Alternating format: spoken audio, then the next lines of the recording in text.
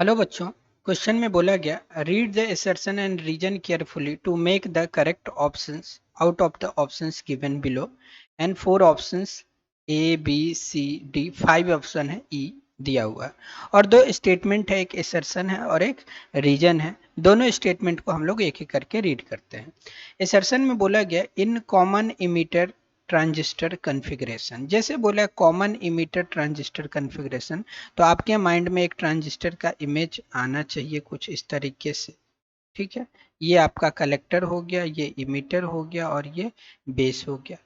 ठीक है, यहाँ पर कॉमन इमीटर कॉन्फ़िगरेशन है। अगर मैं एनपीएन ट्रांजिस्टर का बात करूँ, ठीक है, तो ये ऐसा कोई सेल होगा, यहाँ पर ये इमीटर होगा इस तरीके से, कॉमन इमीटर है, और यहाँ पर कलेक्टर होगा इस तरीके से, ऐसा कुछ कनेक्टेड होगा। रजिस्टर भी कुछ हो सकता है यहाँ पर।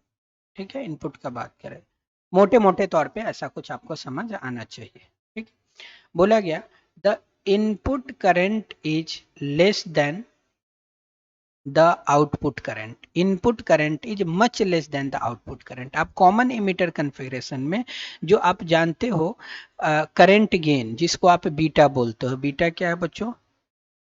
Current gain. करंट गेन जो बीटा होता है वो चेंज इन कलेक्टर करंट और divided by change in collector current और चेंज इन बेस करंट है। आपको पता है ये जो बीटा का वैल्यू है ग्रेटर देन 1 होता है और बहुत ज़्यादा होता है, 1 से बहुत ज़्यादा होता है। यानी कलेक्टर करंट में जो चेंजेज आते हैं बच्चों वो बहुत ज़्यादा आता है, इसमें बहुत ज़्यादा चेंजेज आएगा।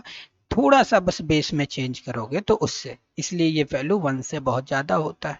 ठीक है, तो ऑब्वियस सी बात है कलेक्टर करंट मतलब आउटपुट करंट, यहाँ पर हम आउटपुट कहाँ पर लेते हैं? कलेक्टर सर्किट में लेते हैं और इनपुट हम लोग बेस सर्किट में देते हैं। ठीक है, तो ये वैल्यू 1 से ज़्यादा होगा, इसलिए कलेक्टर करंट बेस करंट से ज़्यादा होगा, या फिर आप इनपुट करंट बोल सकते हो ग्रेटर होगा आउटपुट करंट। यहाँ आउटपुट करंट से मतलब है कलेक्टर करंट और इनपुट करंट से हमारा मतलब है बेस करंट। सो ये सर्सन तो करेक्ट है। अब रीजन वाले स्टेटमेंट पढ़ते हैं। इसमें बोला गया the common emitter transistor amplifier has very high input resistance. Input resistance बच्चों हाई नहीं होता है, क्योंकि ये देखो अगर ये एनपीएन ट्रांजिस्टर का बात हो रहा है तो पी का पॉजिटिव और ये एन जो है वो नेगेटिव से कनेक्टेड है, यानी कि इमीटर बेस जंक्शन जो इनपुट सर्किट है बच्चों वो फॉरवर्ड बायस में होता है। और अगर इनपुट सर्किट फॉरवर्ड बायस में होगा तो फॉरवर्ड बायस में जो इनपुट रेजिस्टेंस होगा वो करंट, क्योंकि बहुत ज़्यादा होगा फॉरवर्ड बायस में तो करंट फ्लो होता है, यानी जो जंक्शन होगा वो कम से कम रेजिस्टेंस ऑफर करेगा, डिप्लीशन रीजन का विड्थ घटेगा। ठीक है, तो ये स्टेटमेंट रॉन्ग है। High value of input resistance ना होना चाहिए, ये क्या होना चाहिए? लो होना चाहिए, जबकि ऐसा है नहीं। सो रीजन इनकरेक्ट है।